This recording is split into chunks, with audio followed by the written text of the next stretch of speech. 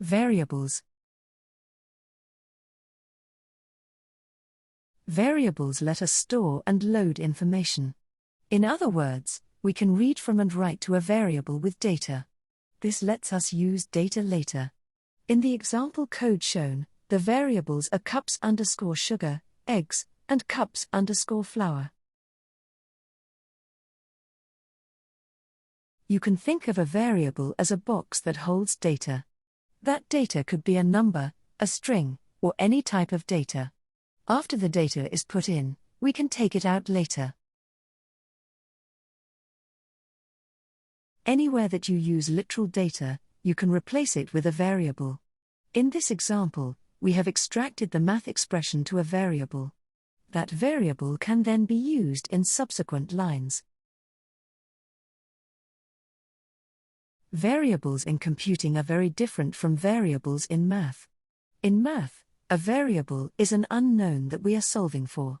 In computing, we always know the value of a variable, but we are manipulating it. A variable varies over time, but according to instructions that the programmer has written.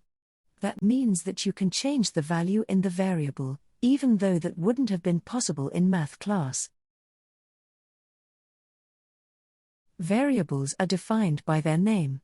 Names are absolutely crucial in programming, and choosing them is an art. Names are best when they are accurate, meaningful, and concise. We use good variable names to communicate clearly, not just with other programmers, but with ourselves as we try to figure out code that we have written. Of course, computers do not understand variable names, their meaning only matters to humans.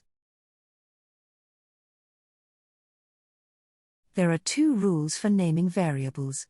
First, names can only have letters, numbers, and underscores, underscore. Second, names must begin with a letter or underscore. You can use underscores to serve as spaces between words, since spaces are not allowed in variable names. Although there are only two hard rules, we have 5 suggestions for good variable names. You might find it helpful to remember them as the 5 C's. First, variable names should be clear. Someone looking at the variable name should understand its meaning without needing additional explanations. Second, the name should be concise, meaning neither too short nor too long. Third, the name should be correct.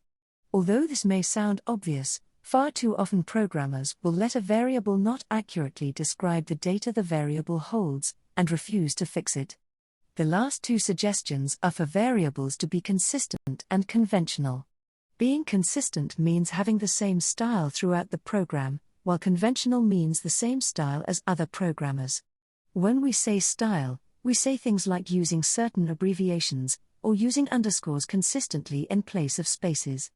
There are many other kinds of stylistic choices, but we'll learn them as we go.